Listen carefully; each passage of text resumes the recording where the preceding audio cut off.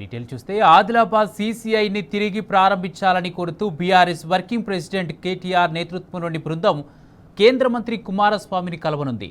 CCI పునరుద్ధరణపై కేంద్ర మంత్రికి వినతి పత్రం అందించనున్నారు. బీఆర్ఎస్ ప్రతినిధి బృందంతో పార్లమెంటరీ పార్టీ నాయకుడు వత్తిరాజు రవిచంద్ర, మాజీ మంత్రి జోగు రామన్న, ఎంపీలు, ఎమ్మెల్యేలు ఉన్నారు.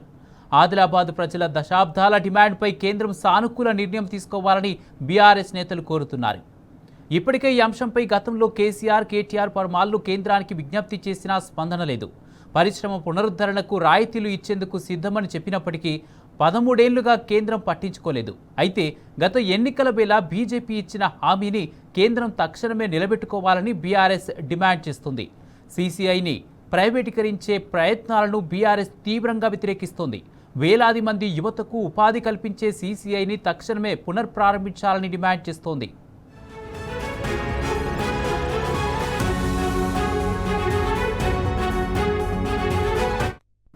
ఇదే అంశానికి సంబంధించి పూర్తి అప్డేట్స్ మా ప్రతినిధి లివిల్ అందజేస్తారు. లివిల్, కేటీఆర్ నేతృత్వంలో ఆదిలాబాద్ సీసీఐ పునరుద్ధరణ కోసం బీఆర్ఎస్ ఢిల్లీ బాట పట్టింది. పూర్తి అప్డేట్స్ ఏంటి?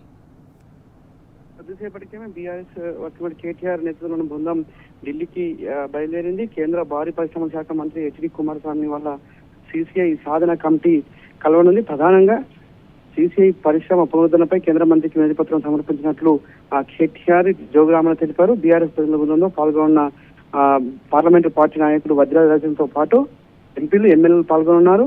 అయితే ఆదిలాబాద్ ప్రజల దశాబ్దాల డిమాండ్ పై కేంద్రం సానుకూలంగా నిర్ణయం తీసుకునే సందర్భంగా డిమాండ్ చేయడం. గతంలో కేసీఆర్, కేటీఆర్ ఆనాడు పలుమార్లు కేంద్రానికి విజ్ఞప్తి చేసినా స్పందన లేదంటూ కూడా ఈ సందర్భంగా చెప్పారు. పరిశ్రమల పునరుద్ధరణకు రాయితీలు ఇచ్చేందుకు సిద్ధమన్నా 13 ఏళ్లుగా కేంద్రం పట్టించుకోలేదని సందర్భంగా మండిపడ్డారు. ఎన్నికల వేళ బీజేపీ ఇచ్చిన హామీని కేంద్రం తక్షణమే నిలబెట్టుకోవాలని బీఆర్ఎస్ డిమాండ్ చేసింది.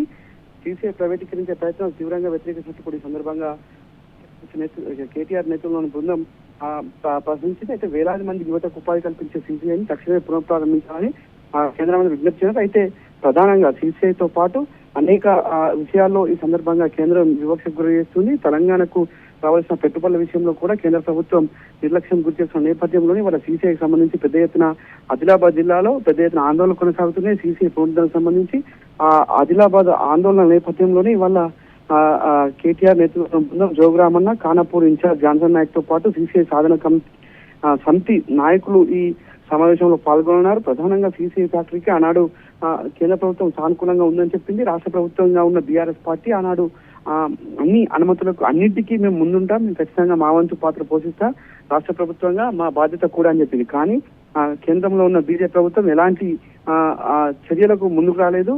ప్రధానంగా ఎన్నికల సందర్భంగా అనేక సందర్భాల్లో హామీలు ఇచ్చింది. హామీలన్నీ కూడా ఉత్త నీటి ముట్లే అని ప్రతి సందర్భంలో తెలిపింది. ఈ నేపథ్యంలోనే బీఆర్ఎస్ పార్టీ ఖచ్చితంగా మరొకసారి సీసీఐ సాధన సమితి నేతృత్వంలో ఢిల్లీకి వెళ్లాలని చెప్పేసి నిర్ణయించింది. అందుకు బీఆర్ఎస్ కేటీఆర్ నేతృత్వంలోని బృందం ఢిల్లీకి బయలుదేరింది. అక్కడ కుమారస్వామిని కలిసిన అనంతరం మీడియాతో మాట్లాడి పలు అంశాలపైన కూడా కేటీఆర్ కేంద్ర ప్రభుత్వం పరిశీలించారు. ఇప్పటికైనా కేంద్ర ప్రభుత్వం సీసీఐని వెంటనే పునరుద్ధరించి అక్కడ ఉన్న స్థానిక యువతకి ఉపాధి అవకాశాలు కల్పించాలని సందర్భంగా డిమాండ్ చేస్తున్నారు. Kumar, right, thank you లివిల్.